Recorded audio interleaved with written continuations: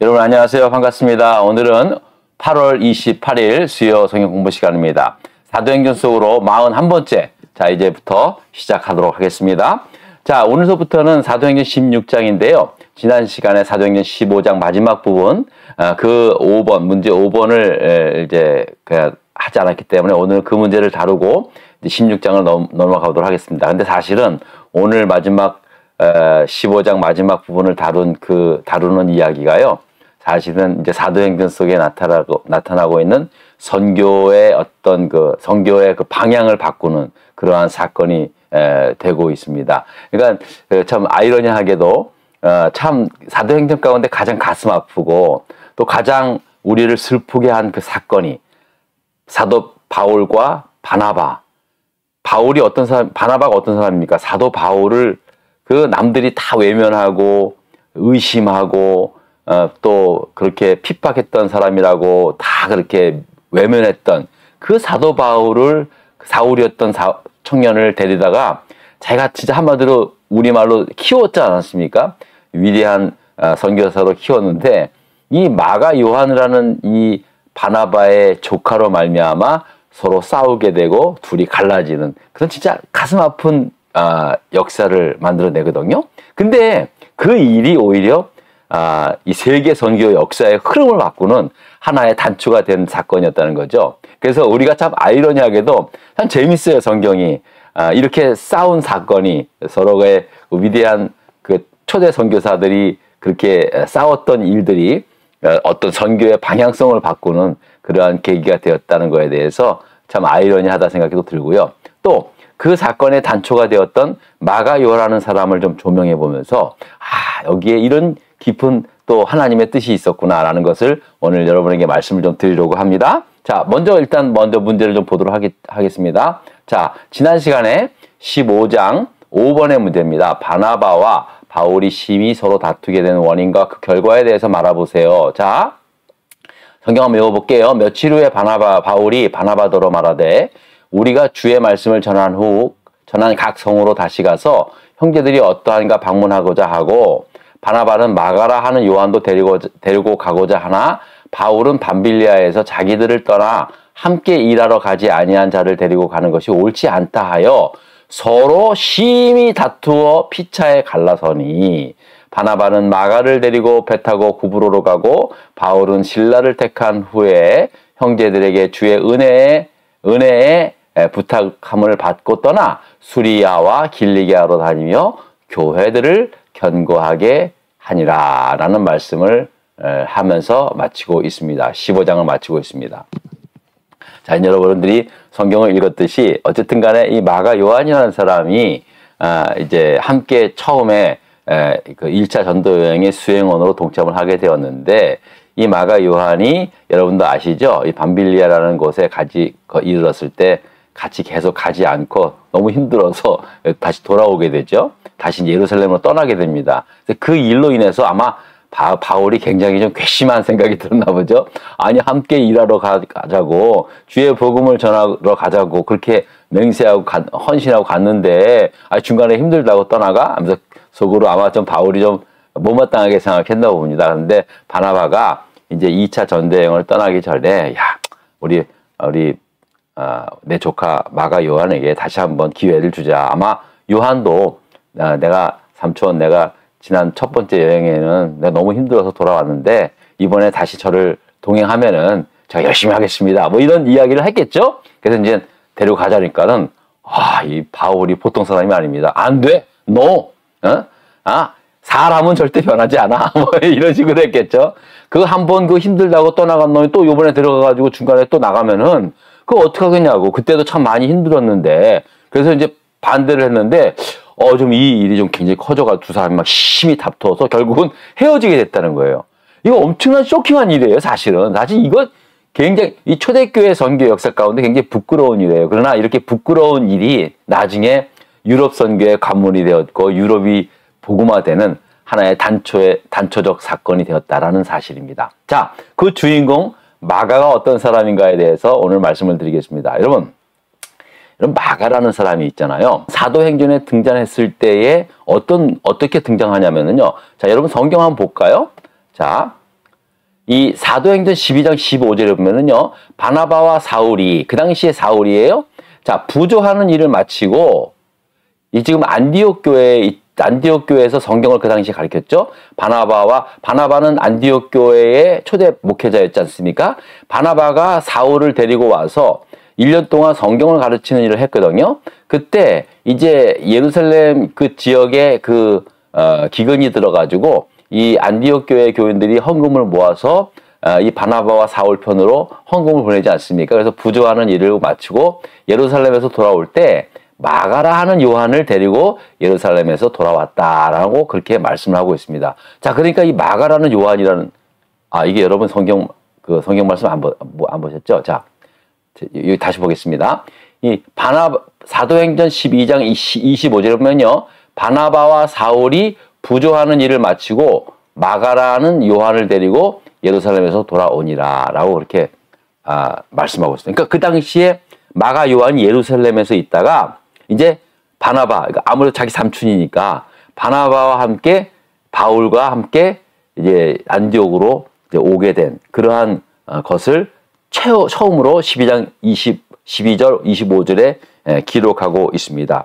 그래서 그가 마가 요한도 출원하건대 안디옥 교회에 머물고 있다가 마가 요한 바나바와 바울이 이제 안수를 받고 초대 선교사로 떠났을 때 수행원으로 함께 동행했던 그러한 인물이 되지 않았는가, 그렇게 생각을 해보게 됩니다. 자, 그러나 이제 마가 요한이 다시 선교여행을 포기하고 예루살렘으로 돌아왔죠. 사실 그 이유는 정확히 모릅니다만 아마 험난한 선교여행에 너무 지치다 보니까 유복한 아들로 자라서 그런 어려운 환경을 적응하지 못해서 그렇게 돌아오지 않았는가, 많은 학자들이 그렇게 이야기를 합니다. 자, 어쨌든 이런 차원에서 이제 두 번째로 이제 선교여행을 처음에 사실 2차 전도여행의 개념이 아니었고요.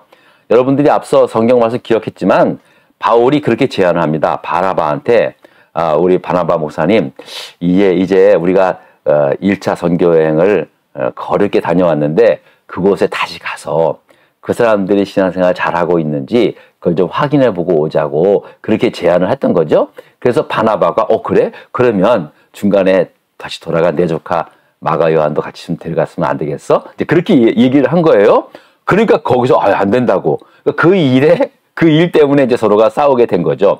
그래서 각자 나눠지게 돼가지고 이 바나바는 처음 예정한 대로 그들이 처음에 갔었던 바보스 섬, 그 지역을 도락해서 밤빌리아 그리고 버가 그 지역으로 가게 됐고, 이 바울은 신라와 함께 이제 수리아로 떠나서 그쪽 결국은 이제 16장에서 우리가 배웠듯이 유럽으로 들어가는 그런 선교여행의 새로운 선교여행을 개척을 하게 되었다는 거예요. 그러니까 결과적으로 봤을 때는 사실 이 모든 것이 하나님의 성령께서 하신 일이었다라는, 저는 그렇게 믿습니다.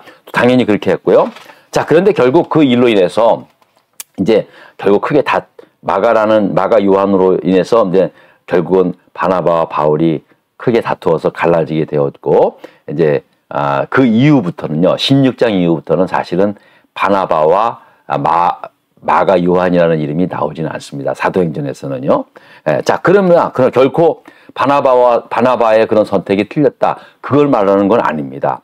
무슨 말씀이냐 하면 그 이후에 마가 요한도 사실 굉장히 귀하게 쓰임을 받게 되었다라는 거예요. 무엇보다도 마가 요한을 통해서 마가복음을 기록하지 않았습니까? 그래서 여러분, 이 마가 요한의 행적을, 이렇게 이후의 행적을 보면은요, 이제 우리가 자세히는 잘 모르겠지만요, 골로새서 4장 10절에 보면은요, 어떤 말씀이 있는지 하면 보십시오. 기가 막힙니다. 자, 마가 요한 때문에, 그 당시에 마가 요한 때문에 자기를 키워준 바나바와 싸워서 헤어질 정도로 그렇게 극단에 치르렀던 그러한 그 사이였는데, 이 마가 요한 때문에 그랬는데, 이 마가 요한이 나중에 어떻게 되었느냐 하면은요, 사도 바울이 로마의 감옥에 있었을 때, 자, 마가 요한이 어디 있었냐 보십시오. 자, 보십시다. 한번 읽어보겠습니다. 자, 골로새서 4장 10절 12절입니다. 읽습니다. 나와 함께 갇힌 아리스타고와 바나바의 생질 마가와, 이 마가에 대해서 너희가 명을 받았으며 그가 이르거든 영접하라. 유스도라고 하는 예수도 너희에게 문안하니라. 그들은 할레파이나 이들만은 하나님의 나라를 위하여 함께 역사하는 자들이니 이런 사람들이 나의 위로가 되었느니라. 할렐루야. 여러분 보십시오.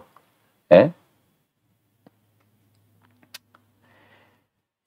지금 마가 요한으로 인해서 그렇게 나눠지게 됐는데요. 나중에 마가 요한이 어딨냐? 그 차디찬 로마의 감옥에 사도 바울과 함께 있었다는 거예요. 함께 갇혔는지는 잘 모르겠어요. 그러나 그 사도 바울의 큰 위로가 되었다는 거예요. 그들은 할레파라 그랬어요. 그들은 태어나면서부터 유대 여인이었지만요. 참고로요. 마가 요한이라니 마가라는 말은요. 이 똑같은 이름인데 마가는 로마식 이름이고요. 요한은 유대식 이름이었습니다. 그래서 마가 우리가 부를 때 마가라 이러기도 하고 요한이라 그러기도 하고 마가 요한이라기도 하는 겁니다. 자, 가장 어려울 때 이 사도 바울과 함께했던 사람이 바로 마가 요한이었다는 거예요. 그럼 그 전에 어떤 일이 일어났는지 우리 대충 짐작이 가겠죠.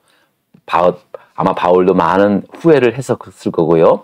또 자기로 인해서 자기 삼촌인 바나바와 바울이 그렇게 심히 다투고 갈라진 일에 대해서 마가 요한도 마음이 좀 아팠을 겁니다. 그래서 나중에 마가 요한이 친히 찾아가서 바울과 함께 마지막 그 바울의 그 고생하고 마지막 순교의 그 자리에까지 함께 지켰던 사람이 바로 이 마가 요한이 아니었는가 그렇게 생각을 해보게 됩니다. 자, 그리고 또 마지막에는요, 이 마가 요한이 그래도 마지막 마가복음을 통해서 마가 요한이 가장 예수님의 마지막 이제 사도들과 함께 같이 있었고 또 자기가 예수님이 잡히신 그 모습을 생생히 지켜본 사람 아닙니까? 그래서 마가복음을 통해서 전해 들었던 그 예수 그리스도의 행적 그런 것들을 통해서 아마 사도 바울도 참 많은 그런 어떤 예수 그리스도에 대한 말씀도 들었고 또 그런 세세한 일들에 대해서도 직접 사도 바울도 마가를 통해서 전해 들은 이야기들이 많았을 것입니다. 그러니까 마가복음이 단순히 수행원이라 그랬다 그래도 여러분 단순히 그 수행원만이 아니라 마가가 마가복음을 기록할 정도로 예수 그리스도에 대한 아주 많은 지식을 알고 있었고 그 예수 그리스도에 대한 말씀들을 사도 바울에게 전해줬던 그러한 복음의 동역자였다는 것을 우리가 보고 있습니다. 또 그리고 또 마가는요. 사도 바울뿐만이 아니에요. 참 이 사람 대단한 사람이에요. 베드로전서 5장 13절에 보면은요. 어떻게 자 보십시다. 베드로전서에 어떻게 말하고 있냐면요. 5장 13절 보면 택하심을 함께 받은 바벨론에 있는 교회가 너희에게 문안하고 내 아들 마가도 그리하느니라. 지금 베드로전서가 마가를 누가 뭐라고 하고 했습니까? 내 아들이라고 해요. 내 아들. 그러니까 그럴 수밖에 없는 게 초대교회 그러니까 예수님의 제자들 12제자들 가운데 마가 요한은 비록 끼지는 못했지만 그 당시에 청소년 어린 아이였다는 거죠. 아주 어린 아이는 아니었고요. 한 10대쯤의 청소년이었지 않는가 생각을 해봅니다. 그러니까 그 당시에 베드로 사도가 정말 가장 아들처럼 생각했던 마가였음을 우리가 짐작을 할 수 있습니다. 그러니까 그만큼 많은 사랑을 받았던 그런 사람들이라는 거예요. 자, 그리고 마지막 디모데후서 4장 11절을 좀 보겠습니다. 마가가 이제 디모데에게 서신서를 보냈는데요.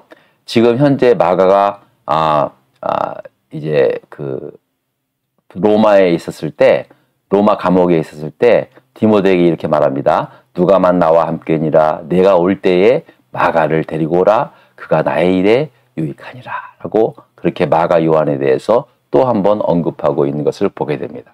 그러니까 마지막 이제 바울이 로마에서 순교를 당하기 전에 가장 가깝게 있었던 사람이 바로 마가 요한이었음을 암시해주고 있었다는 사실입니다.